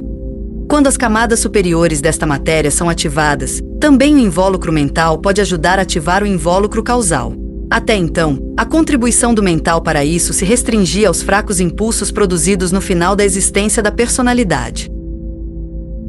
No mundo mental, quando as experiências da vida recém-concluída foram sublimadas em ideias causais que o corpo causal conseguiu assimilar, a agora dupla influência logo torna a consciência causal autoativa. Um resultado disso é que as ideias causais se tornam cada vez mais facilmente acessíveis à consciência mental, inspiração e visão, à consciência emocional. Se a emotividade superior é desenvolvida exclusivamente pelo cultivo de intenso desejo devocional, aspiração de fusão na unidade essencial, 46, então a ativação mental é negligenciada. O místico permanece mentalmente subdesenvolvido. Esta é a causa do traço infantil e racionalmente desamparado da maioria dos místicos. Eles parecem subdesenvolvidos e, portanto, são totalmente mal avaliados pela ignorância sempre presunçosa. O místico que obteve sucesso em seus esforços, entretanto, desenvolveu uma compreensão que não precisa de compreensão, que é incomparavelmente superior, no sentido da vida, à maior engenhosidade mental. O superior permanece esotérico para o inferior. A compreensão pressupõe tanto a ativação do domínio da consciência necessária quanto experiência latente correspondente, qualitativa e quantitativamente. Se faltar a compreensão, há sempre o risco de mal-entendidos, mesmo por parte de quem compreendeu com clareza. Os estágios da barbárie e da civilização são os da ignorância, das ficções, do subjetivismo.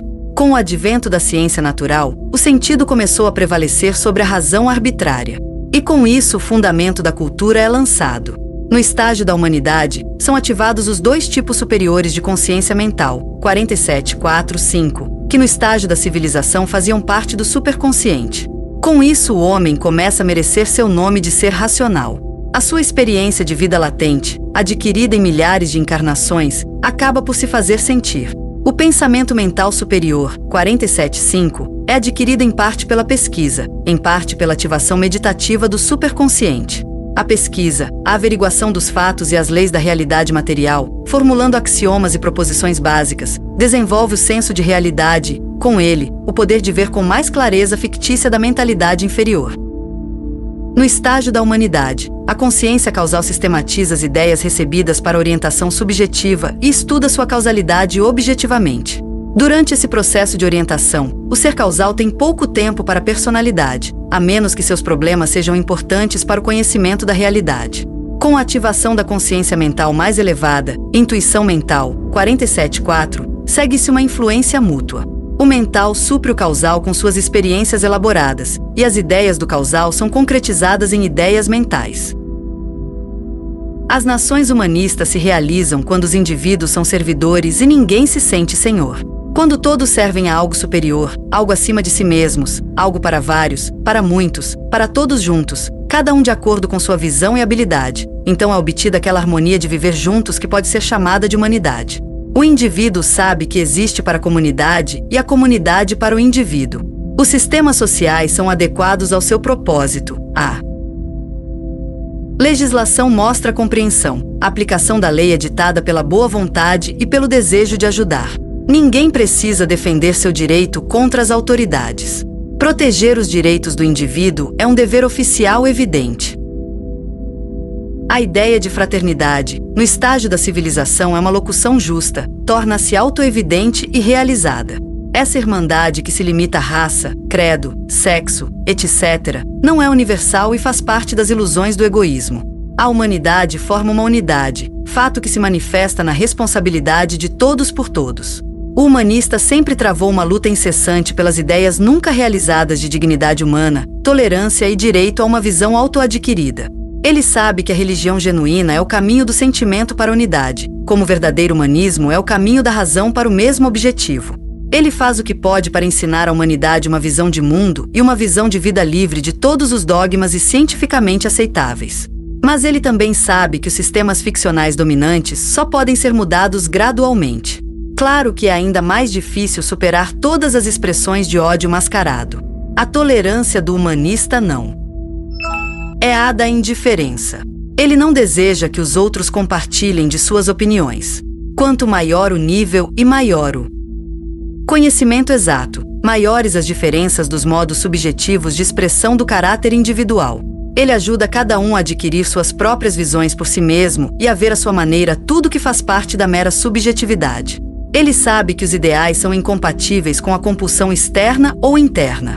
Sentimentos, pensamentos e qualidades nobres são buscados como meios para alcançar a unidade. Ele sabe que, se os motivos egoístas contribuem, o resultado é o moralismo e as aparências enganosas. Quanto mais o indivíduo se aproxima do estágio de idealidade, mais fortemente os ideais o influenciam e aparecem como fatores necessários de desenvolvimento. As ideias governam o mundo. Esta frase de Platão é um axioma esotérico. No palco da humanidade, as ideias humanistas são soberanas. O direito se torna o poder dominante. Todo o desenvolvimento humano aparece cada vez mais claramente como um tatear instintivo em direção à liberdade e à unidade. O estágio da idealidade. A consciência causal do primeiro self é originalmente passiva. Ela é gradualmente ativada conforme a personalidade do self nos estágios cultural e humanístico. Adquire a capacidade de atividade nas consciências dos dois tipos moleculares mais elevados, emocionais, 48.2.3, e mentais, 47.4.5. À medida que os invólucros inferiores são automatizados, o self se torna capaz de se centrar nos próximos superiores, até finalmente entrar no centro mais íntimo do invólucro causal, e ao fazê-lo, torna-se um ser causal perfeito, possuindo conhecimento das leis da matéria e da consciência, bem como a capacidade de aplicar essas leis. As relações entre causas e efeitos de eventos nos 5 mundos do homem, 47-49, são inteiramente elucidadas para a consciência causal. As ideias causais reproduzem essas realidades sem distorções. Como um ser causal não desenvolvido, o homem em devir é imperfeito. Como um ser causal perfeito, o homem é sempre uma decepção para os moralistas, pois ele vê claramente através da ilusão e do autoengano do ficcionalismo moral. Ele sabe que o homem não melhora com homilias irritantes e julgamentos de ódio moralista, mas apenas amando o bem, que o moralista com sua moral neutraliza o fim que pensa promover. Tampouco ele dá testemunho de si mesmo diante de uma humanidade que ignora toda a realidade superior. Isso apenas evocaria o ridículo dos ignorantes, a intromissão dos curiosos, a demanda insaciável por mais sensações dos sensacionalistas. Quando a humanidade tiver alcançado o estágio da cultura, superado o ódio, adquirido respeito pela vida e a veneração pelo desconhecido, só então poderá caminhar com seres nobres sem prejuízo para si mesma. No estágio da idealidade, os ideais são realidades. Só aí se sabe que os ideais são os fatores mais importantes do desenvolvimento da consciência. Até este estágio não se compreende seu poder, seu propósito, sua necessidade. Somente quando os ideais e a realidade coincidem, a pessoa realiza, de acordo com a lei da autorrealização, a unidade e aquela liberdade que é uma lei. Estamos todos vagando em direção ao mundo dos ideais, e algum dia entraremos na posse dele. A esse respeito, pouco importa se, no estágio da civilização, esse mundo parece uma ficção absurda e impraticável, na etapa da cultura, um ideal irrealizável, no estágio da humanidade, ainda remoto. Somos guiados por nosso superconsciente, pois ele se torna um instinto guiando a personalidade passo a passo em direção a esse objetivo. O self causal permite liberdade a todos os seres, reconhece a importância do caráter individual para o coletivo, percebe a harmonia do dissemelhante. A ignorância busca a padronização, uma visão e atitude semelhantes. A mônada, tendo estado envolvida por invólucro após invólucro de matéria cada vez mais grosseira, esforça-se para voltar ao seu lar original, descartando invólucro após invólucro medida que adquire autoconsciência objetiva ativa em mundos cada vez mais elevados, e por meio de seu conhecimento das leis, aprende como dominar cada um destes invólucros em seu mundo particular. Essa emancipação é feita por meio de uma união cada vez mais íntima com toda a vida em extensão cada vez maior, aquela vida cuja liberdade se torna cada vez maior quanto mais a autoconsciência da mônada se expande para incluir um self cada vez maior. Quando ela abraça o universo, ela é finalmente emancipada. A etapa da unidade. O estágio de unidade é alcançado quando o self adquire a consciência essencial. 46. O estágio de unidade está além do escopo da visão de vida aqui apresentada, limitada como está aos domínios da consciência do primeiro self, o homem em devir. Ideias ainda mais elevadas e incompreensíveis são de pouca utilidade para uma humanidade no estágio da civilização, para a maioria da qual o estágio da cultura se encontra em um futuro distante. Seu estágio mais elevado alcançável na atual era emocional. Mas alguns prevalentes equívocos requerem correção. A gnose, o conhecimento dos gnósticos, foi substituída por ficções. Sem o esoterismo é absolutamente impossível entender as realidades subjacentes aos relatos geralmente simbólicos dos evangelhos. De acordo com a sabedoria imemorial, é mais do que duvidoso dar conhecimento para aqueles que abusam dele ou o interpretam mal, e proclamar ideais muito elevados para aqueles que estão no estágio de ódio, que desdenham tudo que não compreendem e não entendendo ridicularizam tudo que fazem, atitude que tem consequências segundo a lei da colheita. A consciência essencial é para aqueles que estão maduros para uma autoanulação brutalmente franca, que não têm desejos pessoais e que têm como única necessidade sacrificar tudo para unir tudo. O self essencial é um com o self essencial total, que abrange todos os mundos inferiores. Alcançar este estado é a salvação do mal, ou inferior, e a expiação, com toda a vida. É óbvio que um self que não deseja viver para esta unidade, apenas para servir a tudo e a todos, mas tem suas próprias pretensões, desejos e necessidades, ainda se exclui desta unidade. Com seu ruído discordante e atonal, um indivíduo civilizacional apareceria como uma cacofonia naquele mundo de eterna harmonia. Essencialidade é liberdade e unidade. Exigências, reivindicações, força, tudo na linha do desejo de governar e dominar, infringir e restringir, lhes são estranhos. Personalidades com tais tendências precisam das experiências do estágio de civilização. Essencialidade é atração, mas de um tipo totalmente diferente da atração emocional. A emotividade sempre contém algum tipo de egoísmo, como o desejo de possuir. O gnóstico chamou a emocionalidade superior de Eros, Caritas, e a essencialidade de Ágape. Sem entender esses termos, o cristianismo, como sempre, os monopolizou. A atração da essencialidade deseja apenas dar, ajudar, servir, a fim de reunir tudo na unidade. Não pode exigir nada para si mesmo, porque tem tudo que vale a pena ter. Ele só pode pagar por sua própria abundância inesgotável. Não diz, como faz a personalidade nobre, que compreender tudo é perdoar tudo, pois superou aquelas ilusões para as quais o conceito de perdão tem algum significado. Ele responde a todas as vibrações de ódio com vibrações de tal tipo que, se o outro que odeia pudesse percebê-las em seu receptor, ele seria levado a uma esfera de bem-aventurança onde o ódio seria impossível. Eles estão além de seu poder de recepção. Quando o self se tornou um self essencial, tornou-se um com a vida, entrou naquele estado que o simbolismo gnóstico denominou Christos. A lei do self, ou da autorrealização. Autorealization. A lei do self, ou da autorrealização, aplica-se a toda a vida, do mais baixo ao mais elevado, ao individual e ao coletivo. A autorrealização é a atualização do que você é potencialmente. Cada átomo é potencialmente um Deus e algum dia se tornará Deus de fato. No grande processo de manifestação, o ser atômico gradualmente adquire tudo: seu caráter individual, sua liberdade e sua divindade, desenvolvendo seu caráter individual. Esta lei diz que o desenvolvimento do indivíduo é problema dele, que somente o indivíduo pode se desenvolver. Todo mundo se desenvolve pela experiência, sua própria elaboração de experiências individuais. Depende do próprio indivíduo de quando, como, até que ponto ele se desenvolverá. Insight e compreensão infalíveis são adquiridos apenas por meio de sua própria experiência. O que é dado gratuitamente ao indivíduo é perdido novamente, a menos que o entendimento que ele já possui possa, por seu próprio trabalho, incorporá-lo ao seu fundo geral de experiências de vida. O caminho da autorrealização é o caminho do trabalho árduo da ignorância à onisciência, da incapacidade e impotência à onipotência, da escravidão à liberdade. O caminho para a verdade é o caminho da sua própria experiência de vida através da realidade vista e vivida. Você mesmo deve percorrer cada passo desse caminho. Ninguém mais pode andar por você. Todo mundo acredita em suas hipóteses, constrói suas teorias. Ao vivenciar ele mesmo sua fictícia, o indivíduo sente seu caminho a seguir. Errar é uma parte necessária de buscar e encontrar. Cada nível de desenvolvimento implica novos problemas de vida a serem resolvidos pelo próprio indivíduo. Problemas mal resolvidos, não resolvidos ou resolvidos com a ajuda de outros, mesmo de avatares, se for o caso, surgem novamente, até que a solução por caráter individual seja conclusiva.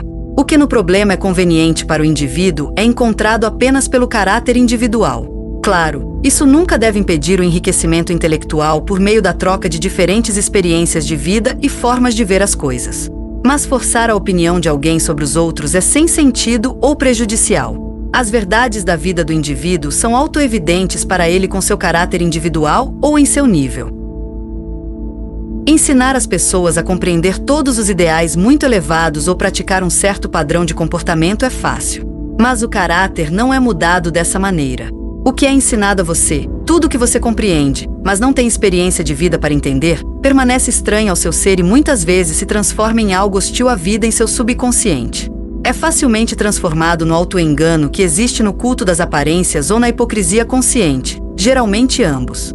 O egoísmo refinado é extremamente sutil, capaz de verdadeiros sacrifícios e gestos grandiosos, e é impossível para a autoanálise distingui-lo do altruísmo. A compulsão externa pode ter outros efeitos nocivos. Quem, em nome de uma adaptação confortável, renuncia ao seu caráter individual e cede a infrações injustificadas, torna mais difícil a sua autorrealização. A autorrealização é feita por etapas. A cada nível superior aumenta a possibilidade de perceber vibrações mais sutis, o indivíduo se liberta das ficções e ilusões reinantes até então, segue-se uma reavaliação das valorações aceitas. O self adquire um instinto mais forte de realidade e vida, e qualidades e habilidades necessárias. Os primeiros estágios da autorrealização são processos lentos. Leva muito tempo até que o self adquira aquele fundo de experiências gerais da vida que é o pré-requisito para o insight e a compreensão incipientes. Os estágios inferiores são em grande parte os estágios de ignorância e incapacidade. A autorrealização não dá saltos. A mudança do caráter individual requer experiências solidamente estabelecidas. Por outro lado, a personalidade pode apresentar mudanças marcantes para melhor ou para pior. Influências avassaladoras podem quebrá-la. Uma má colheita pode impedir uma obtenção anterior do verdadeiro nível. O ritmo do desenvolvimento depende do caráter individual e de sua tendência, bem como do estágio de desenvolvimento. Esse propósito único que torna possível uma carreira rápida, raramente é vista antes que o self consiga entrar em contato com a consciência causal, que compreende e entende a realidade. Quando o self começa a ver o objetivo, o self se esforça para alcançá-lo, e isso aumenta o ritmo em um crescendo. Continual. Autorrealização é realizar os ideais que você começa a entender, viver sua vida em serviço, enobrecer sua emocionalidade e desenvolver sua mentalidade, lutar pela unidade. Quando, finalmente, você obtiver percepção da realidade e compreensão da vida, será capaz de aplicar as leis da vida sem atrito. A perfeição da personalidade é o ser causal do primeiro self. A perfeição do primeiro self é o segundo self. A perfeição do segundo self é o terceiro self. O terceiro self pode buscar a perfeição divina quando realizou sua divindade. Apenas o segundo self é perfeito, ou infalível, nos 5 mundos do homem, 47-49. O primeiro self certamente pode cometer erros. E sempre há possibilidades para a personalidade cometer os erros mais graves da vida. A perfeição também pode ser definida como a maior capacidade possível de vibração nos invólucros emocional, mental e causal. Autossuficiência. Autossuficiência é a compreensão da vida, conhecimento e compreensão do fato de que a existência e toda a vida são regidas por leis inflexíveis, que impossibilitam qualquer tipo de arbitrariedade divina. Autossuficiência é confiança nas leis da liberdade, unidade e autorrealização, conhecimento e compreensão da divindade potencial do indivíduo, direito inalienável à liberdade e unidade indestrutível de toda a vida.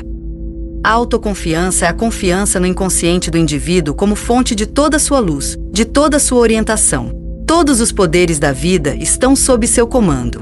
É sua tarefa encontrar as maneiras pelas quais esses poderes inesgotáveis podem ser usados.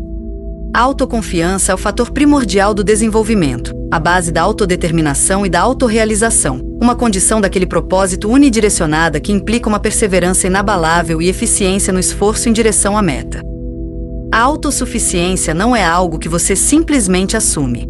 Como uma qualidade latente, previamente adquirida, ela se manifesta em franqueza e espontaneidade irrefletidas.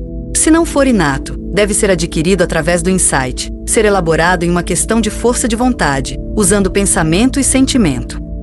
A autossuficiência não tem nada em comum com a presunção que ignora a vida, a presunção e a intromissão presunçosa. A autoconfiança independe do sucesso ou do fracasso, das ilusões que são destruídas quando submetidas a julgamento, do elogio ou da crítica dos homens ou da própria capacidade insuficiente. Autossuficiência é coragem, física, emocional, mental. O indivíduo que a possui ousa ser como é, simples, não estudado, espontâneo, ousa pensar, sentir, agir, ousa ser ignorante, ousa defender a liberdade e o que é certo. A autoconfiança aparece na liberdade do medo sempre paralisante de um Deus irado e caprichoso, o medo dos golpes do destino, da má colheita, das pessoas, de cometer erros, de ser enganado, de obedecer a nobres impulsos, de todos os hostis poderes externos e internos. A autoconfiança é combatida por todos os dogmas, que são hostis à vida e paralisam o self. É uma mentira dizer que o homem é irremediavelmente mau e se perderá para sempre sem a graça do arbítrio divino. É satânico declarar o indivíduo incuravelmente corrupto e então exigir que ele seja perfeito. É satânico privar o indivíduo de sua autoconfiança em seu próprio potencial de divindade. Todas as ficções que destroem o indivíduo, o enfraquecem, o paralisam, levam à resignação, ao desespero, à agonia da vida, são satânicos. É satânico inocular o medo de um Deus colérico, mau, rancoroso, caprichoso, condenador e ciumento. É satânico inocular as ficções de vergonha, pecado e culpa. Toda a vida se desenvolve, toda a vida se encontra na escada do desenvolvimento, que vai da ignorância à impotência à onisciência e onipotência. Em cada nível de desenvolvimento, o indivíduo é relativamente perfeito em comparação com todos os inferiores e relativamente imperfeito em comparação com todos os superiores. O indivíduo tem as imperfeições que pertencem ao seu nível. Julgar é culpar um homem por estar onde está, por não ter alcançado mais alto, por não ter adquirido as qualidades que lhe faltam. Qualquer comparação com outros indivíduos, superiores ou inferiores, é prova de ignorância da vida, é injustificada e errônea. O indivíduo é inferior a todos os níveis superiores, aos quais chegará no devido tempo. Só o ódio, que é cego à vida, tem sentimentos de inferioridade, inveja ou superioridade. Reconhecer a própria limitação é um sinal de maior discernimento e compreensão. Ninguém que deseja o que é certo está no caminho errado. Fim da parte 2.